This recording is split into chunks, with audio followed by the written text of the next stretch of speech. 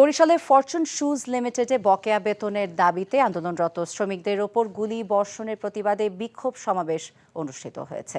দুপুরে নগরীর অশ্বিনী কুমার হলের সামনে গণতান্ত্রিক ছাত্র কাউন্সিল জেলা শাখার উদ্যোগে প্রতিবাদ কর্মসূচিতে গুলিবিদ্ধ শ্রমিকদের সুচিকিৎসা এবং জড়িতদের বিচারের দাবি জানানো হয়। এ সময় সংগঠনের কেন্দ্রীয় সাংগঠনিক সম্পাদক সুজয় শুভ, ট্রেড ইউনিয়ন কেন্দ্র বরিশাল জেলা সভাপতি একে আজাদ সহ অন্যরা উপস্থিত ছিলেন।